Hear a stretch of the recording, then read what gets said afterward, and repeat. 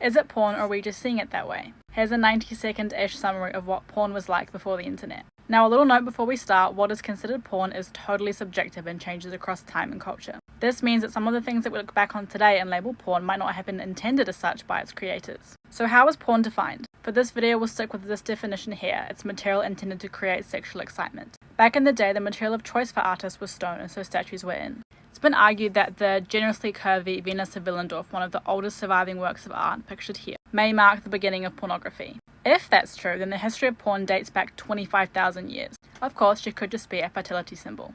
These petroglyphs have also been suggested to be the world's oldest porn.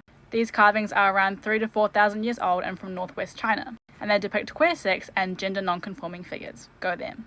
This is argued to be the first anal scene in the history of porn. It's a minimum of 4,000 years old and was made by the Babylonians. They were a pretty wild bunch by all accounts. And interestingly, in ancient Babylon, chastity was a sin, not sex. The ancient Greeks had access to different materials, and they loved to depict erotic scenes on pottery. Here's just a couple of examples. The first really detailed depictions of sex, with depth perception, apparently came from Pompeii. They were big on wall painting, and it was the guy who was digging up these wall paintings who first used the word pornography, which came from a different Greek word that meant to write about prostitute. He played a pretty big role in works of erotica being judged in a kind of negative way. They had these really graphic scenes on the walls of brothels and suburban baths, and they might have functioned as ads showing what services were on offer, or they might have just been decoration. Another culture that used pottery to depict sexualized scenes were the Moche in Peru. A lot of it survives today.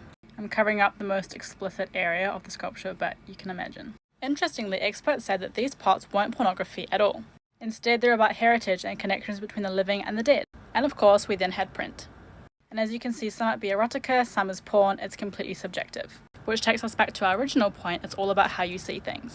Are any of these examples actually pornography, or do we just interpret them that way? Not all sex is porn, but all porn is sex. Let us know your thoughts in the comments, and make sure to follow if you want to see more videos like this one.